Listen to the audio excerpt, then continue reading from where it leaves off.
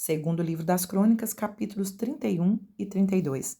Aqui mostra o depois do avivamento, o pós-avivamento.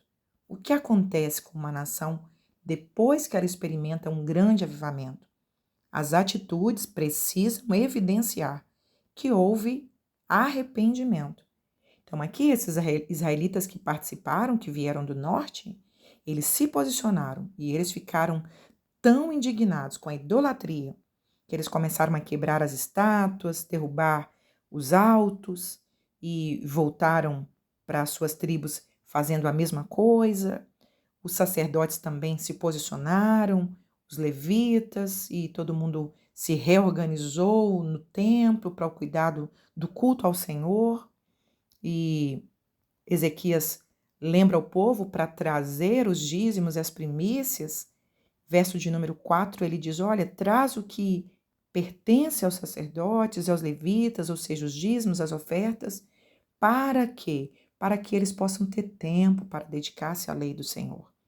E havia uma lei que a tribo de Levi, ela não receberia terra para não se ocupar com as terras, não se ocupar com o trabalho externo de ter que plantar e colher e ficar se dedicando à agricultura.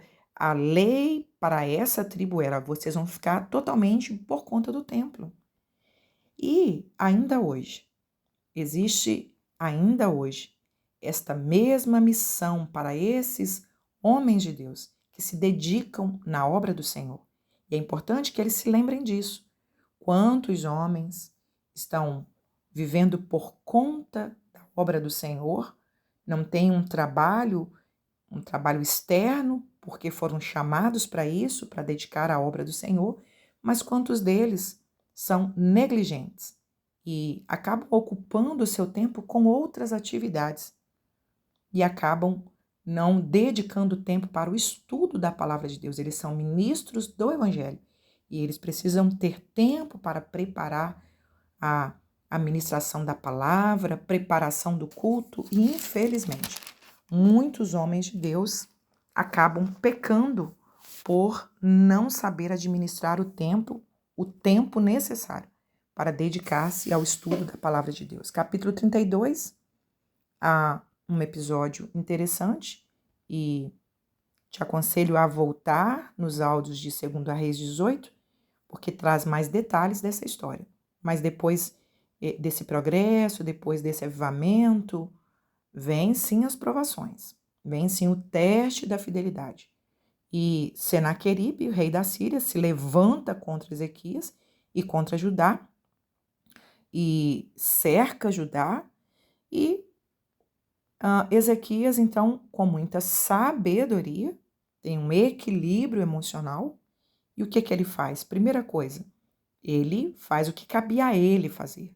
Fortificou a cidade, edificou o muro, preparou as torres, analisou a água que ficava fora do muro, dentro de um túnel, trazendo água de uma forma subterrânea para dentro da cidade. E segunda coisa que ele fez foi confiar no Senhor. Então, nós fazemos aquilo que compete a nós e entregamos tudo na mão de Deus. Ele disse, esforcem, tem de bom ânimo. Maior é aquele que está conosco. Senaqueribe é forte, já destruiu muitas nações, mas quem está conosco é muito maior. Verso 8. Com ele está o braço de carne, mas conosco está o Senhor nosso Deus para guerrear as nossas guerras. Glória a Deus. Que confiança do rei Ezequias. Que confiança. Ele sabia que o Senhor estava com eles. Era uma convicção de um relacionamento de fidelidade com o Senhor. Ele recebe uma carta de afronta ao Deus de Ezequias, ao Deus de Judá. Senaqueribe era um homem tão maligno que ele afronta ao Deus da nação. Ele diz, não fiquem acreditando em Ezequias. O Deus de vocês não vai livrar vocês das minhas mãos. Ezequias apresenta aquela carta ao Senhor.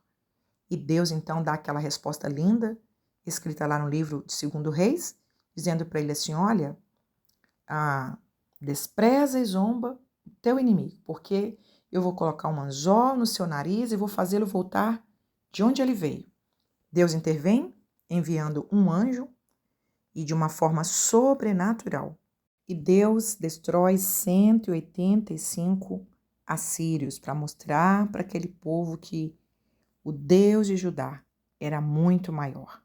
O texto termina falando da morte de Ezequias, que no segundo livro dos Reis, capítulo 20, vai falar com mais detalhe. Mas ele exaltou o seu coração, Deus deu para ele mais 15 anos de vida, quando ele chora, lamenta, Deus usa Isaías e diz para ele que Deus estava dando mais 15 anos de vida para ele, e ele pede uma prova e Deus vai mostrar a veracidade da palavra através do relógio de Acás, como já conversamos no livro anterior, e morre então Ezequias e seu filho Manassés começa a reinar em seu lugar.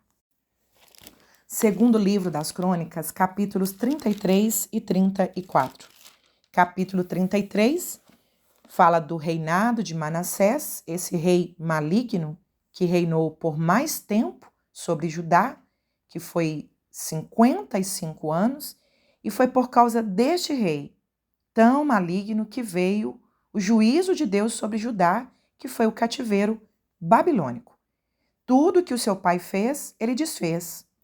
Ele ofereceu seus filhos aos bruxos, à feitiçaria, chegou a profanar a casa do Senhor, tornou a levantar os altares a Baal. Verso 9 diz que por causa dele, Jerusalém se tornou pior do que as nações que Deus havia destruído por causa da idolatria. Então, um governo mau, ele tem efeitos malignos sobre uma nação. Através de leis, da sua influência, ele leva toda uma nação a se esquecer de Deus.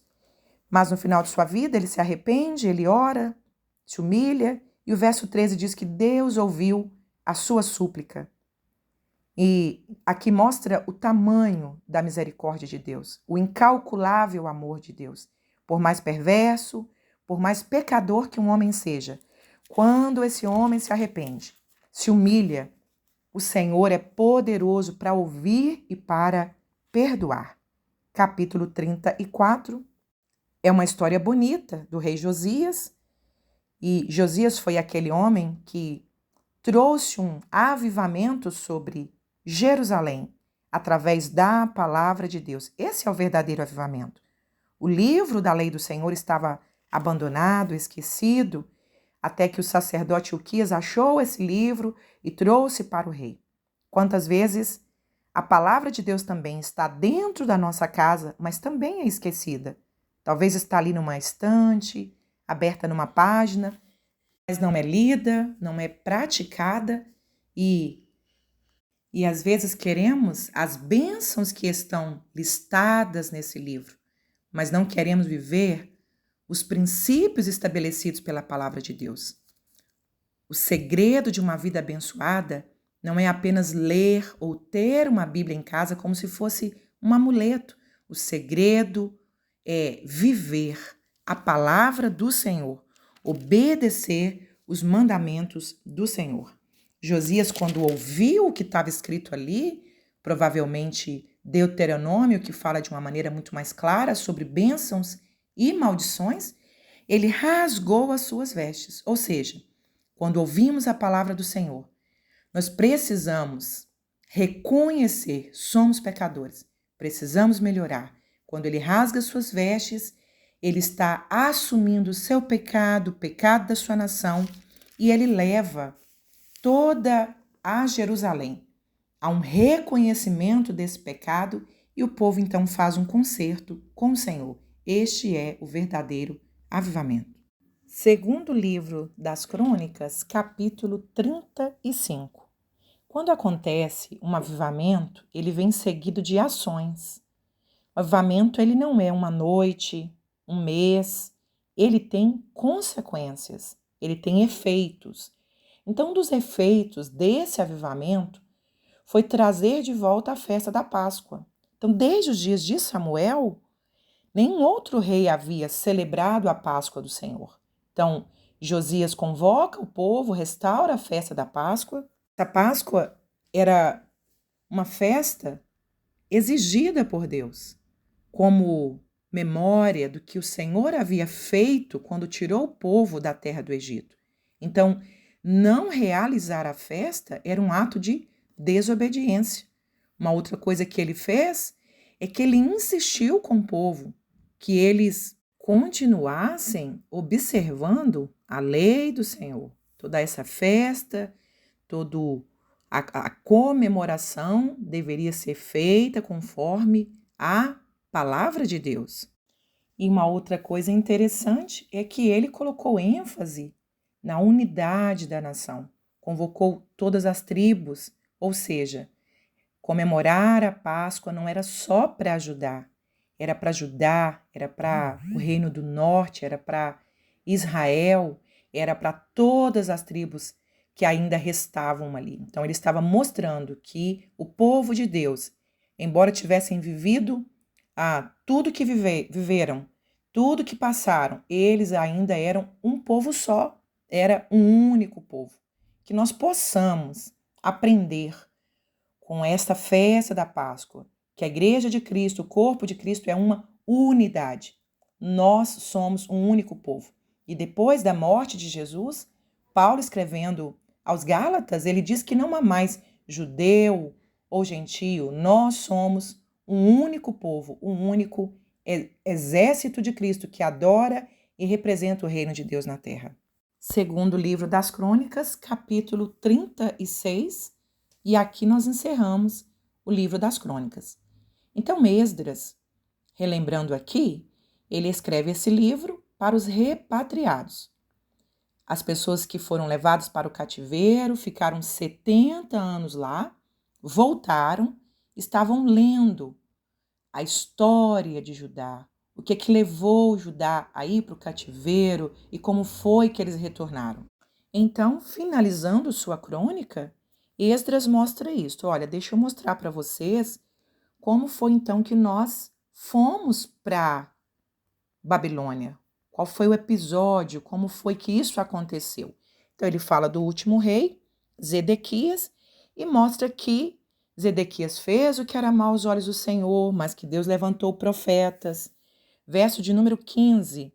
O Senhor lhes enviou a palavra pelos seus mensageiros. Verso 16. Porém zombaram, desprezaram. Deus sempre avisa por meio de profetas. Não é o querer do Senhor a destruição de uma nação. Nunca foi o querer do Senhor a destruição do seu povo. Deus havia dito para eles que aconteceria caso não obedecessem. E mesmo na desobediência, Deus ainda levanta profetas e diz: arrependam-se. Mas não se arrependeram, não deram ouvidos, então veio o juízo de Deus sobre Judá. Já havia vindo o juízo de Deus sobre o norte, que era o cativeiro da Síria, agora veio também o juízo de Deus sobre Judá. E Nabucodonosor invade Jerusalém, e ele vai fazer isso em 3 invasões, e onde nós leremos mais detalhes desses eventos. Nós leremos no livro de Jeremias, nos livros das Lamentações de Jeremias, leremos também no livro de Daniel. Então, são profetas que Deus usou nesse tempo e que aqui nessas narrativas não é mostrado quais são as profecias. Então, depois que nós concluímos toda a história, que nós vamos ler agora o retorno deles, nos livros de Esdras e Neemias, quando nós concluímos, nós vamos ler então essas profecias que estão colocadas nas Escrituras, todas separadamente as profecias que Deus usou esses profetas para falar nesse tempo. O fato é, não ouviram as profecias, Jerusalém foi invadida pelo rei dos caldeus, por Nabucodonosor, e tudo aquilo que Deus havia dito em Deuteronômio aconteceu. Levaram os utensílios da casa de Deus, levaram jovens para serem escravos na Babilônia, para servir na Babilônia, mataram jovens à espada e levaram até o próprio rei, e tudo que Deus havia dito aconteceu. E o povo ficou lá então por 70 anos. Por que 70 anos? Verso de número 21 diz que esse povo não guardou aquele ano sabático também, que era exigido pela lei de Deus para que a terra descansasse.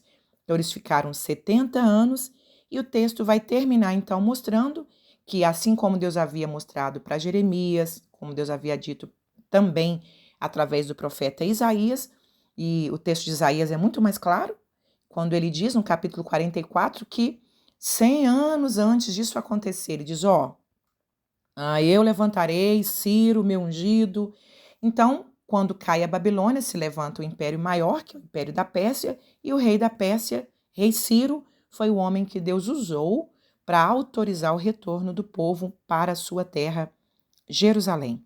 Ficamos aqui então com esta história linda de restauração e de cumprimento da promessa de Deus. Deus disse que eles iriam, mas que eles voltariam. Jeremias capítulo 29 é um texto lindíssimo sobre o que aconteceu aqui e qual é a tipologia disso para a nossa vida. Nós também estamos vivendo como estrangeiros nesta Babilônia, que é o símbolo de um sistema maligno regido por Satanás. Mas há uma promessa de que nós iremos para a nossa Jerusalém celeste. Que fiquemos alertas, atentos e perseverantes. Deus é fiel para cumprir com todas as suas promessas. Em breve nós iremos para nossa casa, para Jerusalém celestial. Parabéns para você que chegou até aqui.